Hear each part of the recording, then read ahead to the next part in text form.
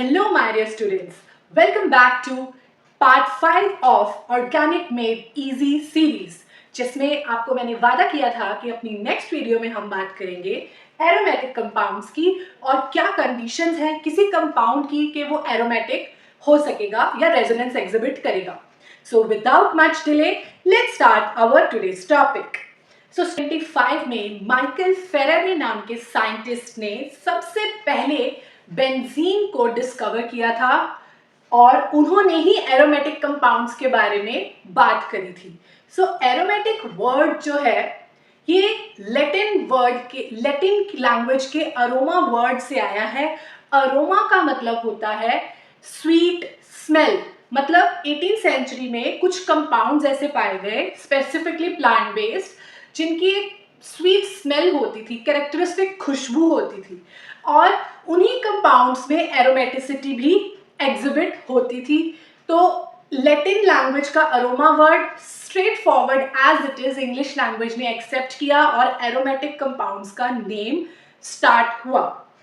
सो आइए देखते हैं क्या कंडीशंस हैं for a compound to show aromaticity. So these are the 4 primary conditions कि किसी भी कंपाउंड के लिए एरोमेटिक होने के लिए ये 4 कंडीशंस बहुत ही इंपॉर्टेंट है. सबसे पहली कंडीशन है साइक्लिक. कंपाउंड को साइक्लिक होना पड़ेगा. मतलब स्टार्ट हुआ कार्बन और फिर एंड भी उसी कार्बन के साथ बॉन्ड हुआ. Cyclic, right. जैसे क्लॉक होती है साइक्लिक, सर्कल साइक्लिक, राइट. तो नेक्स्ट इज प्लेनर. सो ये इंपॉर्टेंट है, ये चारों ही इंपॉर्टेंट है. सो सेकेंड में प्लेनर का मतलब है कि वो कंपाउंड प्लेन के ऊपर उसके कार्बन्स को हम किसी सिंगल प्लेन पे सारे के सारे कार्बन्स लाई करने चाहिए. यानी कि कोई भी बीच में sp3 हाइब्रिडाइज्ड कार्बन नहीं होना चाहिए क्योंकि sp3 हाइब्रिडाइज्ड कार्बन आप सबको पता है टेट्राहेड्रल होता है और टेट्राहेड्रल ज्योमेट्री जो है वो प्लेन के ऊपर नहीं आ सकती. तो इसका मतलब कौन सी हाइब्रिडाइजेशन फिर बची? sp hybridization and sp2 hybridization. अब इन सब में से भी ज्यादातर एरोमेटिक कंपाउंड्स जो हैं वो sp2 हाइब्रिडाइजेशन के ही पाए गए हैं. नो डाउट sp हाइब्रिडाइजेशन भी प्लेनर ही होती है and there are some compounds जो sp हाइब्रिडाइज्ड हैं और एरोमेटिक भी हैं. बट अगर हम ऑन एन एवरेज देखें तो 90% of aromatic compounds they have sp2 hybridization in them. So next is conjugation. Conjugation का मतलब है डीलोकलाइजेशन ऑफ इलेक्ट्रॉन्स. जैसे कि मैंने अपनी लास्ट वीडियो में आपको बताया था कि इलेक्ट्रॉन्स एक जगह पे फिक्स नहीं होते कुछ कंपाउंड्स में, पाई इलेक्ट्रॉन्स स्पेसिफिकली. तो पाई इलेक्ट्रॉन्स क्या करते हैं, वो रोटेट करते जाते हैं. मतलब एक वो next carbon next to next next to next carbon जो है वो क्लाउड की तरह मोशन होती है, जैसे फैन सीलिंग फैन में मोशन होती है. तो इस तरह की डीलोकलाइजेशन को बोलते हैं कॉन्जुगेशन. और ये कॉन्जुगेशन तभी डेवलप होती है अगर ऑल्टरनेटिव पोजीशन पे सिंगल डबल बॉन्ड्स एग्जिबिट करें. So and last condition is 4n+2 pi electrons, जिसको हक्कल्स रूल का नाम भी दिया गया है. सो 4n+2 पाई इलेक्ट्रॉन्स का मतलब है कि जिसमें n कोई भी इंटीजर हो सकता है स्टार्टिंग फ्रॉम 0. सो 0 1 2 3 हम वैल्यूज पुट करते जाएंगे. तो अगर सपोज हमने 0 वैल्यू पुट करी n में तो ये 4n+2 पाई इलेक्ट्रॉन कितने इलेक्ट्रॉन हो जाएंगे? अगर हम 0 पुट करते हैं तो 4 × 0 + 2 यानी कि 2 आ रहा नंबर. यानी कि अगर 2 पाई इलेक्ट्रॉन्स हैं और वो साइक्लिक स्ट्रक्चर में है और वो प्लेनर है तो वो रोटेट कर सकते हैं, राइट. कॉन्जुगेशन शो कर सकते हैं. तो वो इस तरह का कंपाउंड एरोमेटिक होगा. नेक्स्ट अगर हमने n को 1 पुट किया तो देन व्हाट विल हैपन? 4 × 1 + 2 कितना हो जाएगा? 6. यानी कि अगर 6 पाई इलेक्ट्रॉन्स हैं किसी कंपाउंड में और वो साइक्लिक है जैसे कि बेंजीन और वो प्लेनर भी है, ठीक है, तो उसमें 6 पाई इलेक्ट्रॉन्स कॉन्जुगेशन में मूव कर सकते हैं और वो कंपाउंड एरोमेटिक भी होगा. सो नेक्स्ट इसी तरह से हम ये स्टूडेंट्स अब हम कुछ एग्जाम्पल्स डिस्कस करेंगे जिनके बेसिस पे हम वो कंडीशंस अप्लाई करेंगे और आइडेंटिफाई करेंगे कि क्या ये कंपाउंड्स एरोमेटिक हैं या नॉन एरोमेटिक हैं. So the first molecule which I have drawn here is benzene. So see benzene first सबसे पहले क्या कंडीशन थी, साइक्लिक, तो क्या ये साइक्लिक है, yes, so condition is, first condition is fulfilled. Second condition क्या थी, sp प्लेनर होना चाहिए, यानी sp2 हाइब्रिडाइजेशन होनी चाहिए। सी यहाँ हर एक कार्बन जो है वो sp2 हाइब्रिडाइज्ड कार्बन है, तो sp2 हाइब्रिडाइज है, 120 डिग्री का एंगल है, मतलब सारे के सारे 6 कार्बन एक ही प्लेन के ऊपर लाई करेंगे, तो सेकेंड कंडीशन भी सेटिस्फाई हो गई। थर्ड कंडीशन थी कॉन्जुगेशन की, मतलब alternate single and double bond, वो चीज भी यहाँ पे सेटिस्फाई हो रही है। ये बॉन्ड्स जो है, जहां पे फर्स्ट स्ट्रक्चर में डबल बॉन्ड है वहीं पे सेकंड स्ट्रक्चर में सिंगल बॉन्ड है, मतलब ये डीलोकलाइजेशन हो रही है पूरे के पूरे मॉलिक्यूल के ऊपर।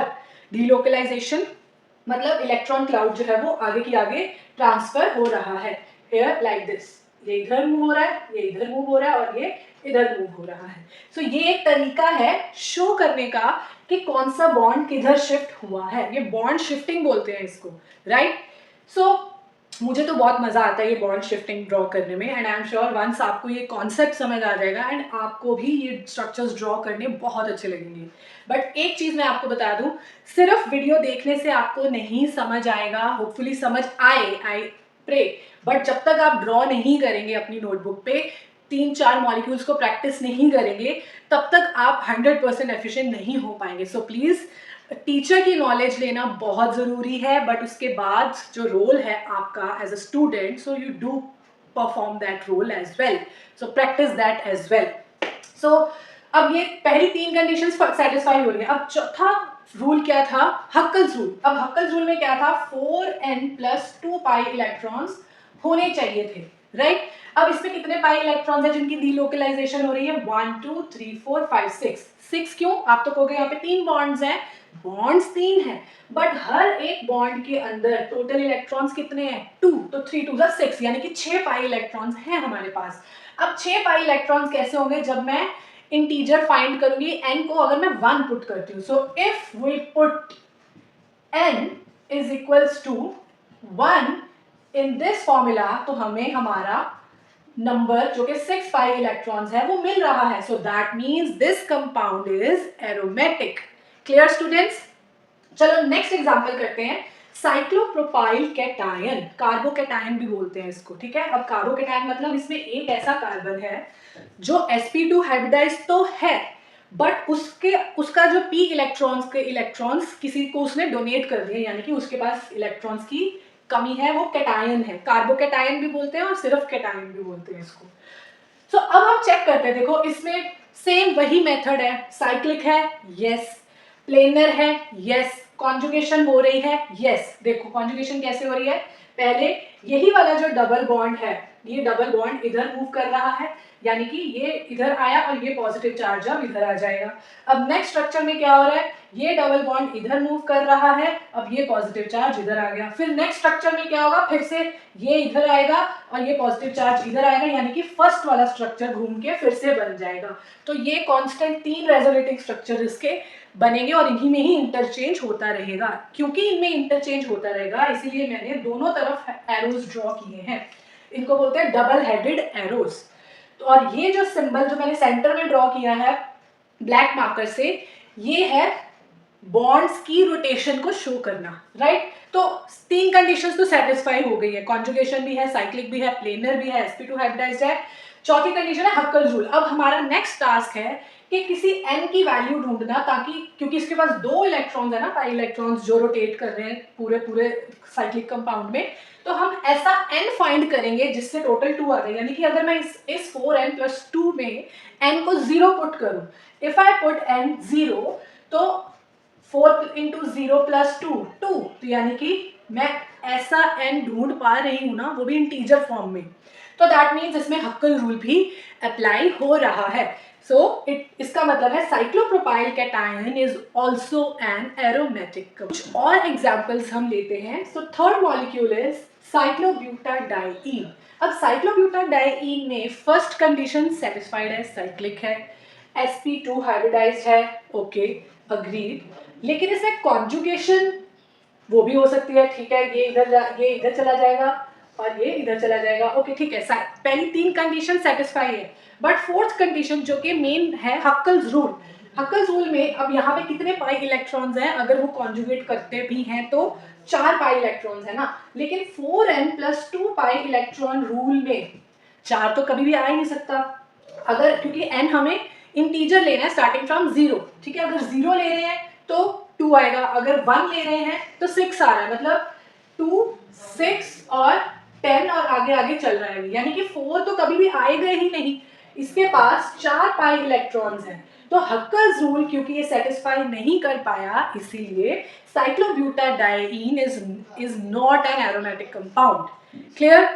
सो नेक्स्ट कंपाउंड है साइक्लोपेंटाडाइईन कार्ब एनायन। अब कार्ब एनायन मतलब यहाँ पे एक कार्बन जो है वो sp2 हाइब्रिडाइज्ड है और उसके पास लोन पेयर्स अवेलेबल है। अब स्टूडेंट्स रिमेंबर वन थिंग कि जो लोन पेयर ऑफ इलेक्ट्रॉन्स हैं वो कॉन्जुगेशन में पार्टिसिपेट कर भी सकते हैं अगर ज़रूरत पड़ी, और अगर ज़रूरत नहीं पड़ेगी तो वो कॉन्जुगेशन में पार्टिसिपेट नहीं भी करेंगे, बट इस केस में वो पार्टिसिपेट करेंगे ताकि वो एरोमेटिक हो जाएं।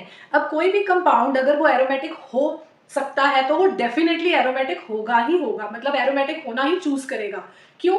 क्योंकि एरोमेटिसिटी जो है ये एक बहुत ही यूनिक प्रॉपर्टी है ऑर्गेनिक कंपाउंड्स की। जो भी एरोमेटिक कंपाउंड्स हैं वो बहुत ज़्यादा स्टेबल कंपाउंड्स होते हैं, यानी कि अगर कोई कंपाउंड एरोमेटिसिटी अंडरगो कर रहा है तो वो नॉर्मल कंपाउंड से ज़्यादा स्टेबल है।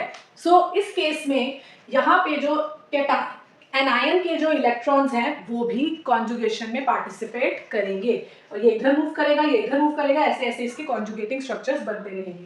तो कॉन्जुगेशन यस हो सकती है, साइक्लिक है यस, एंड प्लेनर है डेफिनेटली यस। तो लास्ट कंडीशन है हक्कल रूल की। अब 1 2 3 4 5 6 4 तो इसके पाई बॉन्ड ही है, एक जो p ऑर्बिटल में है तो वो भी पाई इलेक्ट्रॉन्स ही काउंट होते हैं, जो p ऑर्बिटल में इलेक्ट्रॉन्स है ना वो भी पाई इलेक्ट्रॉन्स के अंडर ही आते हैं। तो टोटल 6 इलेक्ट्रॉन हो गए इसके पास, तो 6 तो आ रहा है नंबर, यानी कि this compound is a satisfies हक्कल rule also, और बाकी 3 कंडीशन भी सेटिस्फाई कर रहा है, तो ये कंपाउंड एरोमेटिक है। Yes it is aromatic, yes it is an aromatic compound, right. So next one is pyridine. अब जैसे कि मैंने आपको बोला था कि कोई भी कंपाउंड जिसके पास लोन पेयर है वो जरूरत पड़ने पर एरोमेटिसिटी अगर शो करनी पड़ेगी तो उस जरूरत पड़ने पर वो अपने अपने लोन पेयर्स को इन्वॉल्व करेगा रिंग में। लेकिन यहाँ पे तो ऑलरेडी 6 इलेक्ट्रॉन्स हो रहे हैं क्योंकि 3 डबल बॉन्ड है, साइक्लिक है, प्लेनर है, हाई कॉन्जुगेशन शो कर रहा है, तो यहाँ पे नाइट्रोजन के जो इलेक्ट्रॉन्स है p ऑर्बिटल के हमें उनकी जरूरत ही नहीं है to show aromaticity. So here also the compound will be aromatic क्योंकि 6 आ रहा है, 6 comes under the Huckel's rule of aromaticity. Last हमारा कंपाउंड है 1,3,5 साइक्लोहेप्टाट्राइईन। सो 1 2 3 4 5 6 7 साइक्लिक स्ट्रक्चर है, साइक्लो है, ओके डन, ठीक है। पाई इलेक्ट्रॉन्स है, प्लेनर है, बट सिर्फ यहाँ 7th इलेक्ट्रॉन जो है आप देखो, मतलब 7th कार्बन जो है यू कैन सी कि वो उसके पास ना डबल बॉन्ड है ना ट्रिपल बॉन्ड है। अगर डबल और ट्रिपल बॉन्ड नहीं है इसका मतलब वो तो sp3 हाइब्रिडाइज्ड है। अब ऑल्दो बाकी सारे 6 के 6 कार्बन sp2 हाइब्रिडाइज्ड है, प्लेनर है, बट एक कार्बन ने sp3 हाइब्रिडाइज्ड होके टेट्राहेड्रल स्ट्रक्चर बना लिया। अब टेट्राहेड्रल तो प्लेनर नहीं होता, तो इसका मतलब ये कंपाउंड पहली कंडीशन ही सेटिस्फाई, पहली कंडीशन तो कर ली उसने satisfy cyclo, but second condition satisfy नहीं कर पाया, that is of being planar. तो ये प्लेनर नहीं है तो क्योंकि इसमें एक कार्बन sp3 हाइब्रिडाइजेशन बना, तो बस हमें अब आगे देखने की जरूरत ही नहीं है। तो ये इसमें अगर कोई चारों में से एक भी कंडीशन सेटिस्फाई नहीं होती है तो कंपाउंड एरोमेटिक नहीं होगा। So this compound is a non aromatic. तो स्टूडेंट्स उम्मीद है कि आपको आज का टॉपिक समझ आया होगा। अगर स्टिल आपको कोई क्वेरी है तो you can comment down below, we will reply to your queries. So we will meet in the next video, till then keep learning students, bye bye, stay healthy and eat healthy.